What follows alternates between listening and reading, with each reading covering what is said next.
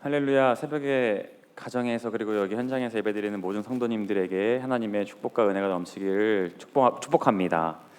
우리 담임 목사님께서 여러 가지 숙제를 우리한테 주셨는데 특별히 이번 11월 한 달은 우리 박장대소 하는 숙제를 내주셨거든요. 오늘도 첫날이니까 한번 그 숙제를 잘 풀고 하면 좋을 것 같습니다. 준비하시고 우리 박수 치면서 함께 크게 웃도록 하겠습니다. 시작! 하하하하하하하하 하하하하.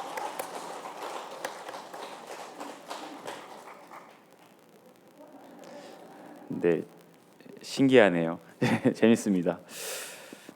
오늘 본문의 말씀은 어떠한 한 과부가 헌금을 넣는 장면을 보여주면서 내용이 전개가 됩니다. 이 성경을 많이 읽어보신 분들, 그리고 특별히 새벽 자리에 나오신 분들 많이 성경 읽어보셔서 알겠지만 오늘 이 본문이 아니더라도 성경에서 과부의 이야기는 진짜 많이 나옵니다. 벌써 창세기부터 과부 얘기가 나옵니다. 남편이 죽어 홀로 된 여인을 의미하는 이 과부들은요, 옷도 아주 특별하게 입었습니다. 어디에서 그 힌트를 얻을 수 있냐면 창세기에서 다말이라 하는 여자가 과부가 되는데 그 뒤로 시집을 계속 가지 못하다가 자기의 시아버지 유다와 이렇게 관계가 되는 어떤 장면이 나오는데 그때 이 다말이 일부러 자기의 과부의 의복을 던지고서 시아버지 앞에서 얼굴을 가리고 이렇게 있다가 결국 이렇게 전개가 되는 장면이 나오는데 그때 보면은 과부의 의복을 벗었다 이런 얘기가 나옵니다. 그러니까 추측해 볼 수 있는 것은 그 당시의 과부들, 이 구약에서 그리고 신약에서 이 이스라엘 땅이라는 이 나라에서 과부라고 한다는 것은 나는 과부입니다 이렇게 드러내는 어떤 의복이 있었고 또 화장과 치장도 하지 않는 그런 여인들이었습니다. 그러니까 누가 봐도 남편을 잃은 사람의 티가 나도록 어떤 문화적인 요소가 그랬을 수도 있고 법적으로 그랬을지 모르지만 어쨌든 이 사람은 과부다 이렇게 규정이 될 수 있도록 확연히 티가 나는 것이 바로 과부들이었다는 겁니다. 그러다 보니까 당시에 이제 남성 위주로 부계 사회가 이어지니까 여성은 거의 경제적 활동을 할 수 없는데 이 과부가 된다는 건 그야말로 여성들에겐 치명적이고 재앙과 같은 일이었다는 것이죠. 그래서 신약 시대에 넘어와서도 예수님께서 여러 이적을 베푸실 때 그 중에서 나인성의 한 과부를 살려준 일이 있었습니다. 그 과부는 정말 이제 이 아이가 죽으면 자기의 인생은 모든 게 끝장이 나는 겁니다. 남편은 죽었고 이 아이가 이제 남자라서 이 친구가 어느 정도 장성하면 이제 이 친구를 통해서 경제 활동을 할 수 있는 건데 이 아이가 죽는다는 것은 자녀를 잃는 슬픔과 동시에 자기의 생도 끊어지는 아주 처참한 상황에 놓이는 것이기 때문에 예수님께서 그 여자를 긍휼히 여겨서 살려주십니다. 그리고 이 과부에 대한 이야기는 나중에 바울 시대 때도 계속 나옵니다. 바울이 디모데전서에서 사람들을 가르칠 때 고아와 과부에게 그 구약의 말씀을 인용하면서 잘 해야 되는 것이 우리의 규정이다 이러면서 뭐 장로의 규정, 뭐 집사의 규정 여러 가지 할 때 교회가 반드시 그 사람들은 책임지고 잘 이끌어가야 된다는 얘기를 합니다.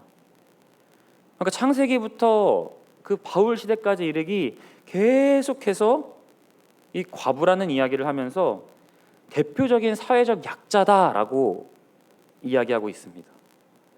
아무리 고아와 과부에 대해서 잘 돌보라는 하나님의 명령에 잘 사람들이 지키지 않았던 건지 아니면 그게 정말 중요해서 계속 강조한 것인지는 몰라도 분명한 사실 하나는 바로 이 과부가 사회적 약자임에 분명했다라는 것을 우리는 알 수 있다는 것입니다.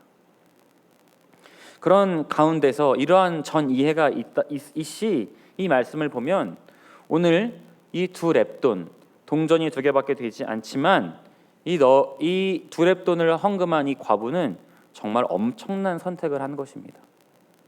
왜냐하면 그 돈이 촐처가 동냥을 해서 얻었건 누가 불쌍해서 던져줬건 자기가 벌어서 낸 돈이 아니고요. 어쨌든 누군가 안타까워서 굶주려 보여서 끼니라도 떼었으면 좋겠어서 준 그 두 동전을요 하나님을 드리고 싶다라고 해서 드린 것이기 때문에 오늘 이 과부의 두 렙돈은 정말 엄청난 결단과 그녀의 헌신이 담겨 있다 이렇게 볼 수 있습니다. 그런데 그 여인은 그 전부를 하나님께 드렸습니다. 이와 비슷한 이야기가 구약에 한 장면이 있는데 바로 열왕기상 17장에 나오는 엘리야와 사르밧 과부의 이야기가 있습니다. 그 여인도 마찬가지로 아이와 이제 정말 먹을 것이 끊어져서 이제는 마지막 남은 가루 한 움큼하고 이 기름으로 뭔가를 해먹고 죽어야겠다라는 완전의 마음을 잡고 있었는데 엘리야가 나타나서 그러죠. 그 음식을 나에게 가져오라. 이 과부랑 아들은 진짜 어이가 없었을 거예요. 이거 먹고 죽겠다는데 그걸 가져오래요. 벼룩에 간을 빼먹어도 유분수지. 근데 그 여인이 어떻게 합니까? 그 기름을, 그 가루를 가지고서 떡을 만들어서 엘리야를 줍니다. 그러한 결단과 헌신으로 하나님의 선지자, 내가 하나님을 섬기는 마음으로 드렸더니 정말 그 가루와 기름은 절대 마르지 않는 셈이 되었다고 기록하고 있습니다. 그리고 더 놀라운 사실은 그 이후에 아들이 몸이 안 좋아서 죽게 되었는데 엘리야가 다시 또 찾아가서 방에 들어가서 손에 손을 겹치고 입에 입을 겹치고 다리에 다리를 겹쳐서 그 아들을 살려내는 기적까지 경험하게 됩니다. 그게 바로 사르밧 과부의 이야기입니다. 우리 이번 주 주일에 선포됐던 유통하는 삶의 마지막에 하영록 회장의 이야기가 생각나지 않습니까? 자신에게 맞는 심장을 몇 년이고 기다렸는데 오래도록 기다렸는데 자기보다 더 힘든 상황에 놓여 있는 한 여인의 이야기를 듣고서 하필이면 또 재수가 있는 건지 없는 건지 그 여인에게 심장이 딱 맞았잖아요. 그런데 어떻게 했습니까? 긍휼한 마음으로 그 여자한테 주고 자신은 혼수 상태에 들어갔지만 하나님이 기적적으로 고쳐주시고 그 이후에 사업이 번창되었다는 그런 은혜의 말씀을 들었었습니다. 마찬가지로 오늘 이 본문에 나오는 과부도 두 렙돈밖에 되지 않지만 자기에 있는 전부를 드렸으니 예수님께서 누구보다 가장 많이 드린 여인이다 이렇게 칭찬하셨습니다. 당시의 생각으로는 과부의 의복을 입고 누가 봐도 과부의 티가 나고 제일 비천한 사람처럼 보이지만 지금 우리가 이 말씀을 읽을 때 이 여인은 칭찬받는 아주 영광스러운 여인으로 변모되었다는 사실입니다. 할렐루야. 헌금뿐만 아니라 우리의 삶도 마찬가지 아니겠습니까? 하나님께 두 렙돈, 즉 전부를 드렸던 이 과부처럼, 이 여인처럼 우리 믿는 사람들의 우리의 삶도 하나님 앞에 온전히 드려야 하지 않겠습니까? 이 여인은 그야말로 인생의 전부, 모든 것을 걸었습니다. 이 말씀을 들으면서 우리가 깨달아야 할 것은 그렇구나. 그러면 오늘날 우리에게 주어진 삶의 자리에서 나도 하나님께 뭔가 진심으로 드리는 것도 좋지만 전심으로 드려야겠다. 이러한 결단하시기를 축복합니다. 저는 이 말씀을 준비하면서 요새 그 장 피에르 드 꼬사드라는 프랑스의 한 사람의 책을 선물 받아서 열심히 읽고 있는데 굉장히 오래전 사람입니다. 제가 이런 책을 오래 읽고 있습니다. 자기포기라는 책을 읽고 있습니다. 근데 여기에서 제가 좀 재미있는 통찰 그리고 많이 깨달아지는 것들이 있는데 여기서 말하는 핵심이 뭐냐면 믿는 사람들은 평범한 일상 가운데서도 하나님을 느낀다 이런 얘기를 하는 것입니다. 그러니까 우리 생각에는 어떤 뭔가 거룩한 특별한 일들을 내가 이렇게 해야지 막 뭔가 은혜롭고 하나님을 경험하고 이렇게 생각하는데 여기서 말하고자 하는 핵심은 평범한 일상 가운데서 일터에서 가정에서 내가 그 삶을 최선을 다할 때 하나님은 그 삶 중간중간에 그 일 중간중간에 가정 중간중간에 하나님을 발견할 수 있는 힌트, 비밀들을 그 사이에 넣어놨다는 이야기예요. 평범한 하루이지만 이 하루를 하나님께서 주셨다는 확신과 믿음의 눈으로 바라보면 하나님이 동행하심을 느끼고 그 가운데서 거룩함을 느낀다는 겁니다. 그러니까 믿는 사람과 믿지 않는 사람의 일해야 하는 태도의 방법이 어떻겠습니까? 믿지 않는 사람은 오늘 하루를 죽지 못해서 할 수도 있고 힘들지만 그냥 내가 먹고 살아야 되니까 할 수 있다 이렇게 생각할 수 있지만, 평범한 일상을 오늘 하나님이 하루를 선물로 주셨고 내가 그 가운데서 열심히 하다 보면요, 하나님이 여기에 이런 비밀을 나한테 주셨구나, 오늘 이거를 통해서 나한테 거룩한 어떤 마음을 깨닫게 하시는구나를 발견할 수 있는 믿음의 눈을 길러낼 수 있다는 것이 믿는 사람들의 일하는 어떤 패턴 행동이라는 것입니다. 즉 최선을 다해 살 때 진심을 넘어서 전심을 다해 나의 사업에서 일하고 직장에서 일하고 가정에서는 가족에게 전심으로 대해주고 또 예배를 드릴 때는 하나님께 우리의 마음과 온 마음을 집중할 때 하나님의 은혜를 더 크게 경험할 수 있다는 이야기입니다. 얼마 전에 제 아내가 어떤 책을 읽어서 무슨 책을 읽는지 궁금해서 오늘 책 장수가 아닌데 책을 좀 몇 개 갖고 왔습니다. 이걸 읽고 있더라고요. 나의 성소 싱크대 앞. 그래서 뭔 그런 제목이 다 있나 이러면서 봤더니 이 목사님의 사모님 정신실이라는 분이 쓴 책인데요. 이 책 내용을 보면은 사람들이 물어본대요. 사모님은 어떻게 그렇게 늘 행복하세요? 했더니 행복하지 않을 이유가 어디에 있어? 이러면서 막 자기는 설거지를 하는 거, 싱크대에서 막 음식을 하는 거, 남편으로 뭔가를 돕는다 이런 생각을 할 때 되게 뿌듯하다 이런 내용이 담겨 있고, 제 아내가 열심히 읽고 있길래 좀 달라지겠거니 이런 생각을 좀 했습니다. 그러니까 이 여기에 있는 이 저자도 어떤 생각을 하는 거예요? 나에게 주어진 평범한 삶이지만, 싱크대 앞이지만 이곳이 나의 성소처럼 정말 남편을 위해 섬기고 자녀들을 위해 음식을 만들고 봉사할 때 그 안에서 하나님의 거룩한 것을 발견할 수 있다는 이야기를 이 책을 통해서 하는 것입니다. 구약에서 여러 사람들이 일을 많이 했지만 저는 우물을 많이 팠던 이삭이 진짜 일을 많이 했다 이런 생각이 들거든요.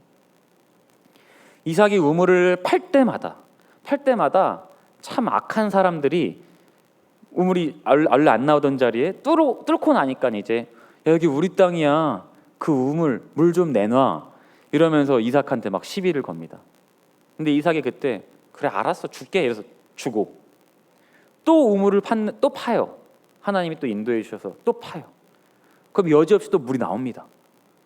물이 막 나오고 그럼 또 주고, 그래서 그 우물 때문에 에색, 르호보, 신나 여러 우물들을 막 파고 난 다음에 사람들이 우리 다시 줘, 우리 땅이잖아 이러면 그때마다 또 줘요.